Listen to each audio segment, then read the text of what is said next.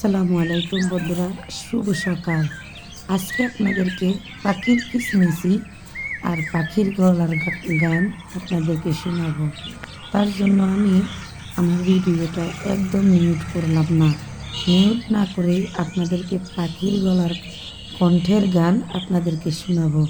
আসলে এসেছে বসন্ত, বসন্ত এসেছে, তার জন্য পাখিদের কিচিমিচি কিচিমিচি কত সুন্দর আল্লাহ পাক রাব্বুল আলামিন কণ্ঠ দিয়েছে তাদের। তারা কত সুন্দর করে কিচকিচ কিচকিচ করে কথা বলছে আর বসন্তর কোকিল গান গাইছে। আর এদিক দিয়ে আমরা যেটাকে বলি গম, এই গমগুলাকে আসলে অনেক আগে আমার বাবা যখন আমাদের মাঠে যখন গম করতো, তখন আমরা গম ফোয়ারা দেওয়ার জন্য আমরা মাঠে যাইতাম, মাঠে ঘর বানাইতাম আর মানুষের মতো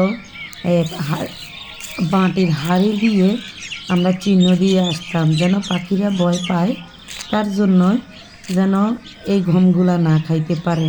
আসলে সকালবেলা সূর্যটা উঠতেছে, অনেক সুন্দর দেখা যাইতেছে, নীল নীল নীল সূর্য, অসাধারণ একটা পরিবেশ ছিল।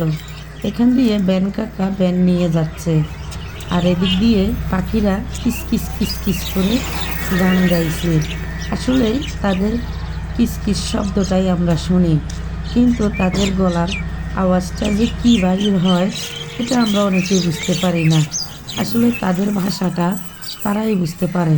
তাদের ভাষাগুলা অনেক সুন্দর, চারদিকে পাখির শব্দ, চারদিকে নীল নীল সবুজে ঘাসে ভরা, দেখতে অনেকটা সুন্দর লাগে।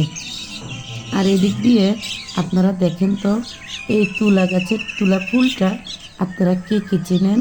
আসলে এই তুলা গাছে যখন তুলা ভাঙতো তখন চারদিকে শুধু তুলা আর তুলা উড়ে উড়ে বেড়াইতো।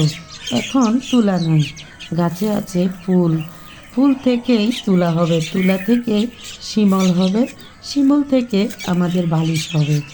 তার জন্যই এটাকে বলে শিমল তুলা, বুঝছেন?